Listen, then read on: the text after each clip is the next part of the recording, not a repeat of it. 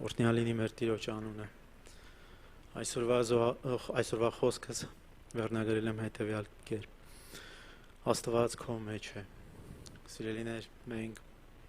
կյանքում անցնում ենք տարբեր իրավիճակներով, բարձրանում, իջնում, անցնում ենք անապատային վիճակներով, սակայն սիրելիներ, մենք պետք է իմանանք, որ մեր մեջ բնակվում է Աստված։ Երբեմն ընկնում ենք այնպիսի իրավիճակների մեջ, երբ չենք հասկանում ինչ է կատարվում, երբ աղոթում ենք, սակայն չունենք պատասխան, եւ այս ժամանակ կարծես մեր մեջ հարց է առաջանում, որտեղ է Տեր։ Սակայն Աստված այսօր ուզում է հիշեցնել մեզանից յուրաքանչյուրին մի կարևորագույն ճշմարտության մասին, եւ ուզում է մեզանից յուրաքանչյուրին անհատապես ասել. ես բնակվում եմ քո մեջ։ Սիրելիներ, երբ մենք Տեր Հիսուս Քրիստոսին ընդունեցինք որպես Տեր ու Փրկիչ եւ որոշեցինք, որ պիտի ապրենք նրա կամքով, այդ ժամանակ Հոգին եկավ եւ բնակվեց մեր մեջ։ Ինչպես Տիրոջ խոսքն է ասում, չգիտեք, թե դուք Աստծո տաճարն եք եւ Աստծո Հոգին բնակվում է ձեր մեջ։ Այո, գիտենք, սիրելիներ, սակայն այս կյանքի դժվարությունների մեջ երբեմն կարծես մոռանում ենք։ Այս ծանրության կյանքի բարդ իրավիճակների մեջ կարծես չենք կարողանում հավատքով նայել առաջ, չենք կարողանում նայել մեր Փրկչին։ Մենք պիտի գիտակցենք, սիրելիներ,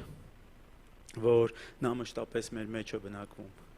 թե տկարության ժամանակ, եթե ուժասպառ ես, նա քո մեջ է, եթե թուլացած ես, նա քո մեջ է։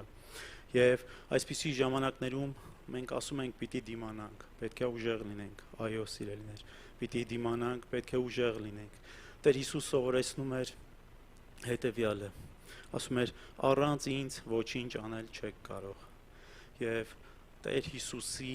մեր կյանքը փոխվում է այն ժամանակ, երբ սկսում ենք ապրել իր հետ, ապրում ենք իրենով ու իր համար։ Մեր հաղթանակները, սիրելիներ, պայմանավորված են Տեր Հիսուսով, այն անձնավորությունով, ով բնակվում է մեր մեջ։ Մեր օրհնությունները նրանից են գալիս եւ մեր բոլոր խնդիրների, մեր բոլոր ծանրությունների ժամանակ մեր մեջ բնակվող Հոգին ասում է հետեւյալը. ես կզորացնեմ քեզ, ես կօգնեմ քեզ, ես կհանեմ քեզ այդ վիճակից, դու իմն ես։ Սիրելիներ, մեր հաղթանակները պայմանավորված չեն արտաքին գործոններով, այլ նրանով, որ բնակվում է մեր մեջ։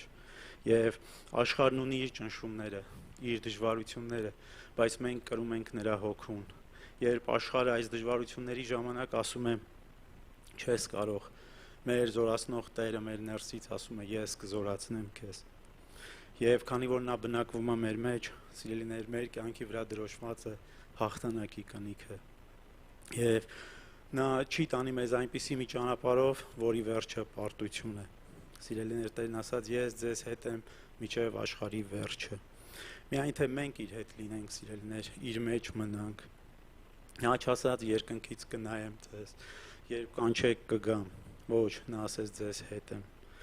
Եվ անկախ մեր խնդիրներից ու կյանքի իրավիճակներից, սիրելիներ, քանի դեռ մենք նրա հետ ենք, մենք երբեք չենք կորչի։ Սուրբ Հոգին մեր մխիթարիչն է, մեր ուսուցիչը, մեր զորացնողն ու առաջնորդողը։ Ուստի սիրելիներ, երբ կյանքի տարբեր իրավիճակներում չգիտես ինչ անել, նա գիտի, երբ չգիտես ինչ խոսել, նա կհուշի քեզ, եւ երբ ուժերը թուլացած են, նա կզորացնի ու ուժ կտա։ Ուստի սիրելիներ, եկեք չնայենք այս աշխարհի հարհավիրքներին, այս փոթորիկներին ու ալիքներին, այլ նայենք մեր մեջ բնակվող ամենակարող Աստծուն։ Եվ այն Աստված, որ բնակվում է մեր մեջ, սիրելիներ, կտա մեզ զորություն, կտա մեզ հույս, կտա մեզ հաղթանակ եւ ապագա։ Թող Տիրոջ անունը փառավորվի։ Ամեն։ Խնդրեմ կանգնենք, սիրելիներ։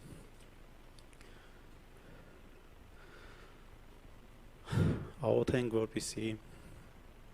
ապրենք մեր կյանքը այնպես, որ չտրտմեցնենք Հոգուն, որտեղ նա տրտմել գիտի։ Նաև այնպես ապրենք, որ չմարենք Հոգին մեր մեջ, այլ ընդհակառակը բորբոքենք Հոգին մեր մեջ եւ հաղորդակցվենք նրա հետ այնպես, ինչպես հայր ու որդի։ Աղոթենք։ Փառքես մեր սքանչելի Աստված, մեր հիանալի Հայր, շնորհակալ ենք այսօրվա համար, Տեր, որ այստեղ ենք, Տեր, քեզ պաշտելու, քեզ երկրպագելու համար, Տեր, շնորհակալ ենք քո ներկայության համար, Տեր, շնորհակալ ենք, որ կպնում ես մեր սրտերին, խնդրում ենք օգնես մեր կյանքի բոլոր իրավիճակների մեջ, քո հետ հաղորդ լինենք, Տեր, քեզանից ստանանք ու քեզանով շարժվենք, միայն քո կամքը կատարենք, մեր սրտի նպատակը լինի անել այն ամենը, ինչ չի վշտացնում քեզ, այլ ընդհակառակը, այլ ավելի տալիս մեզ, որ գկվես մեզ, փայփայես մեզ, Տեր, գուրգուրես մեզ, այլ ավելի սիրես, ջերմացնեն քո սիրտը, Տեր, մեր վարքով, մեր սքանչելի ու ողորմած Աստված, բոլոր փառքերը թող քեզ լինի, եւ դու փառավորվիր, ամեն